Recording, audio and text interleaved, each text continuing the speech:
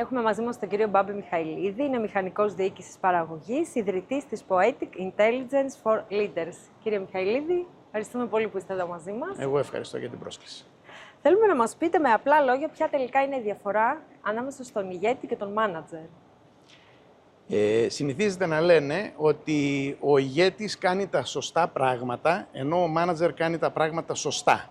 Δηλαδή, θα μπορούσαμε να μαζευτούμε σε ένα δωμάτιο, να βάλουμε κόσμο πάρα πολύ, να τους δώσουμε βαριοπούλες και πέτρες μεγάλες κοτρώνες, να τους πούμε να αρχίζουν να τις πάνε όλο το πρωί μέχρι να λήξει η βάρδια τους, να τις κάνουν πολτό, να τις κάνουν σκόνη και αυτό θα ήταν το αποτέλεσμα της δουλειάς τους. Θα είμαστε λοιπόν πάρα πολύ ευχαριστημένοι, διότι υδρώσαμε τη φανέλα, δουλέψαμε, είμαστε πολύ ευχαριστημένοι και μπορούμε να πάμε σπίτι μας.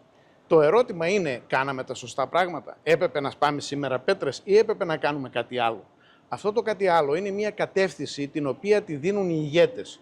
Και όχι μόνο την βλέπουν οι ηγέτες, αλλά πρέπει και να πείσουν όλους τους υπόλοιπους για να ακολουθήσουν αυτήν την κατεύθυνση.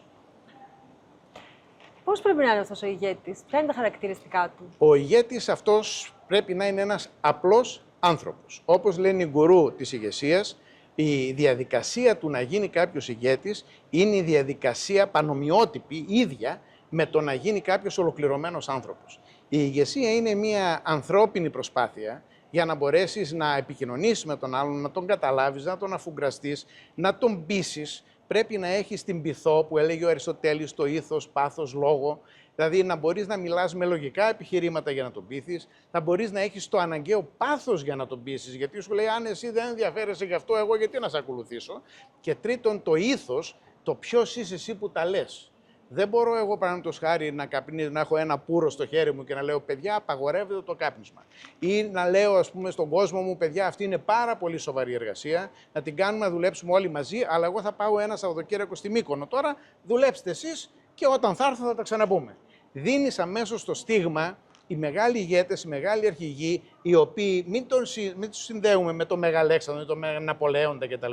Ο καθένας μπορεί να είναι ηγέτης. Όπως έλεγε ο Ροβεσπιέρος για τις επαναστάσεις, ότι η επανάσταση κάνει τον ηγέτη και όχι ο ηγέτης την επανάσταση. Δηλαδή οι συνθήκες είναι εκείνες οι οποίες θα αναδείξουν έναν ηγέτη. Άρα λοιπόν ηγέτες είμαστε όλοι μας. Μην μπερδεύουμε την ηγεσία με την ιεραρχία σε έναν οργανισμό. Οι ηγετικές ικανότητες είναι πολλές, πάρα πολλές. Όπως είπα προηγουμένως, πειθό, επικοινωνία κτλ. Αυτά όλα τα έχουμε όλοι μας. Το θέμα είναι σε ποιο βαθμό είμαστε διατεθειμένοι να τα αναπτύξουμε και σε ποιο βαθμό το περιβάλλον μας επιτρέπει να τα αναπτύξουμε και τρίτον, σε ποιο βαθμό κάνουμε εμείς αυτό που θέλουμε και όχι το περιβάλλον μας. Πολύ σωστά. Και περιγράψτε μας με δύο λόγια τι είναι τελικά αυτό το Poetic Intelligence. Τι είναι το Poetic Intelligence for Leaders. Είμαι ένας μηχανικός διοίκησης παραγωγής που ασχολούμαι με 42 χρόνια μέσα στα εργοστάσια. Μέσα στη διοίκηση βιομηχανιών, πόρων ουσιαστικά και συστημάτων παραγωγής. Κατάλαβα λοιπόν ότι μέσα αυτά τα χρόνια, περίπου στα μισά της καριέρας μου, γιατί εδώ και 25 έως 30 χρόνια διδάσκω το θέμα της ηγεσίας και των ανθρώπινων δεξιοτήτων, ουσιαστικά τι αντιλήφθη? Αντιλήφθη ότι δεν υπάρχει περίπτωση να βελτιστοποιήσεις ένα μηχανικό σύστημα εάν πρώτα δεν βελτιστοποιήσεις το λανθάνον δυναμικό του ανθρώπινου μυαλού. Άρα λοιπόν ο άνθρωπος και το μυαλό του, το οποίο το χρησιμοποιεί ελάχιστα, θα μπορεί να βοηθήσει να εξελίξει όλη αυτή την απόδοση και την αποτελεσματικότητα του συστήματος. Αλλά επειδή ο άνθρωπος βολεύεται και όπως μας λέει ο Καζαντζάκης, ότι ο άνθρωπος αν δεν φτάσει στο χείλος του γκρεμού, η πλάτη του δεν βγάζει φτερά για να πετάξει. Άρα λοιπόν αν δεν ζοριστούμε, αν δεν μας έρθει ένα εμπόδιο μπροστά μας, δεν υπάρχει περίπτωση να υποκινήσουμε όλο το σύστημά μας και τον ανθρώπινο εγκέφαλο για να σκεφτεί κάτι καινούριο. Σε αυτό λοιπόν βοηθάει οι εξωγενείς παράγοντες όπως η κρίση και διάφορες άλλες αλλαγές, βιομηχανικές επαναστάσεις, τεχνητή νοημοσύνη κτλ. Που αναγκάζει τον άνθρωπο να φύγει από το κουβούκλιο του γνωστού, από μέσα από το στρίδι του, μέσα από την άνεσή του, από τη ζώνη ασφάλειάς του και να βγει έξω και να δοκιμάσει τον ανθρώπινο εγκέφαλο.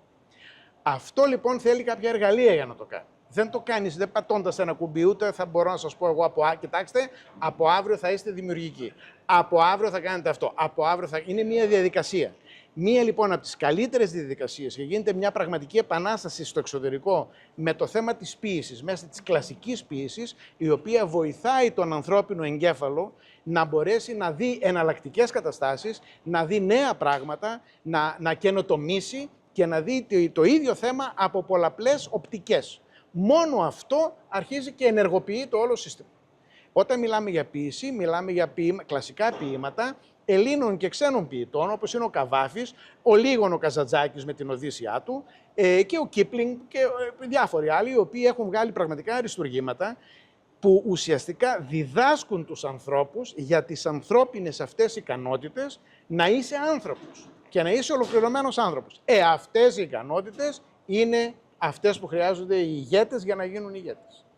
Γι' αυτό λοιπόν κάνουμε αυτή τη διαδικασία, αυτή την προσπάθεια, βάζουμε τους στελέχη επιχειρήσεων και όχι μόνο, αλλά και στελέχη επιχειρήσεων να μπορούν να σκέφτονται και να θέλουν τι θέλει να μας πει ο Καβάφης με την Ιθάκη. Τι είναι αυτό το ταξίδι το οποίο θα γίνουμε σοφοί και δεν κυνηγάμε την Ιθάκη, αλλά κυνηγάμε το ίδιο το ταξίδι, τον προορισμό. Τι είναι αυτοί οι λεστριγόνες, οι κύκλοπες και ο θυμωμένος Ποσειδώνας, ο οποίος βρίσκουμε όλοι μας μέσα στη ζωή μας και πρέπει να τους παρακάμψουμε.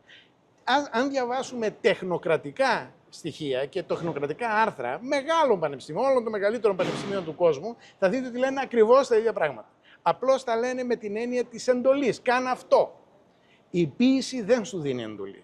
Η ποίηση σου δημιουργεί και σου ανάβει την φαντασία σου. Αυτό λοιπόν είναι που κάνουμε, ασχολούμαστε με την ποίηση και προσπαθούμε να διδάξουμε τους νέους ηγέτες και τους παλιούς κυρίως. Πολύ ωραία. Ευχαριστούμε πάρα πολύ. Εγώ σας ευχαριστώ. Πάντα στη διάθεσή σας. Να είστε καλά.